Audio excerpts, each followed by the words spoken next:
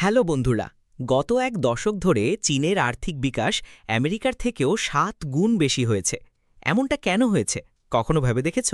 তুমি বাজার থেকে ডিম কিনে আনলে, রান্না করছো, হঠাৎ ডিমটা অদ্ভুত আচরণ করছে।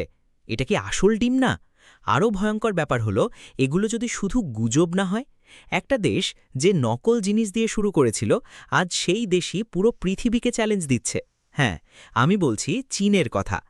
একসময় সবাই বলতো চীন মানেই নকল, fake phone, fake brand, fake product everywhere.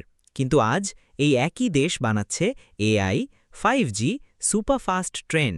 তাহলে প্রশ্ন হলো, এত নকল জিনিস আসলো কোথা থেকে? এগুলো কি সত্যি? আর কিভাবে চীন এত দ্রুত শক্তিশালী হয়ে উঠল? আজকের ভিডিওতে সব সত্যি, সব রহস্য একসাথে। তো ইতিহাসের মায়াজালে আজকের এপিসোডে চীন সম্পর্কে এমন কিছু জানতে যাচ্ছি যা আপনি কখনো ভাবতেও পারবেন না। আমাদের মধ্যে সবাই চীনের অনেক জিনিস ব্যবহার করে থাকি, কিন্তু আমরা কি ব্যবহার করছি তা আমরা নিজেরাই জানি না। আমরা বাচ্চাদের জন্য যে খেলনা কিনি, এইসব খেলনা ব্যবহার করা কন্ডোম থেকেও তৈরি হতে পারে।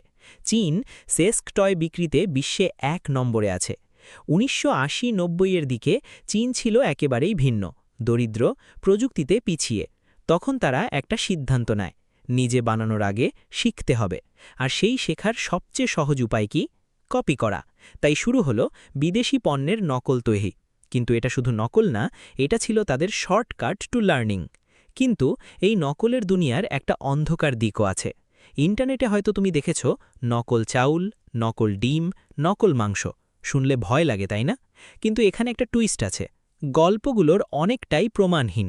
অনেক ভিডিওই ভাইরাল হওয়ার জন্য বানানো, তবে সবকিছুই মিথ্যা না। 2008 চাইনিজ মিল্ক স্ক্যান্ডেল। এই ঘটনায় দুধে ক্ষতিকর কেমিক্যাল মেশানো হয়েছিল, যা প্রমাণ করে সমস্যা ছিল এবং বাস্তবও ছিল। তাহলে সত্যিটা কি? সব ভিডিও সত্য না, কিন্তু কিছু ঘটনা সত্যিই ভয়ঙ্কর।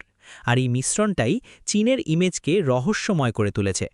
তারা ভার্জিন ছেলেদের প্রস্রাব দিয়ে ডিম তৈরি করে। তারা মনে করে এই ডিম খেলে শরীরের সব জয়েন্টের ব্যথা ভালো হয়ে যায়। কাঁচা শাকসবজি তাদের কমন খাবার। এছাড়া তারা তেলাপোকা, ইঁদুর, কুকুর, এমনকি কুমিরও খায়। চীন সব ধরনের প্রোডাক্ট নকল করতে পারে। তারা ফেলে রাখা জিনিসগুলো দিয়ে সব প্রোডাক্ট তৈরি করে। যেমন একটি ইলেকট্রিক বাল্ব তৈরি করেছে, এটি আপনার ঘর পর্যন্ত আসার পরই নষ্ট হয়ে যাবে। সময় বদলালো, চীন বুঝল কপি করে কখনোই বিশ্বশক্তি হওয়া যাবে না। তাই তারা বদলে ফেলল নিজের পথ। আজ হুয়াওয়ে, শাওমি, আলিবাবা এগুলো শুধু কোম্পানি না, এগুলো প্রমাণ যে চীন এখন ক্রিয়েটর। হ্যাঁ, চীন এত দ্রুত এগুচ্ছে কেন? বিশাল জনসংখ্যা, শক্তিশালী পরিকল্পনা, দ্রুত অবকাঠামো, প্রযুক্তিতে ম্যাসিভ ইনভেস্টমেন্ট, সবকিছু মিলিয়ে একটা গ্রোথ মেশিন। আজকের পৃথিবীর সবচেয়ে বড় প্রশ্ন, চায়না ভার্সেস ইউএসএ। একদিকে ইনোভেশন, অন্যদিকে প্রোডাকশন পাওয়ার। যুদ্ধটা এখনও চলছে। একটা দেশ যে শুরু করেছিল নকল দিয়ে, আজ সেই দেশ পুরো পৃথিবীর ভবিষ্যৎ বদলে দিতে পারে। তোমার কি মনে হয়, চায়না নাকি ইউএসএ? কমেন্টে জানাও। আর এমন ভিডিও পেতে সাবস্ক্রাইব করো ইতিহাসের মায়াজাল।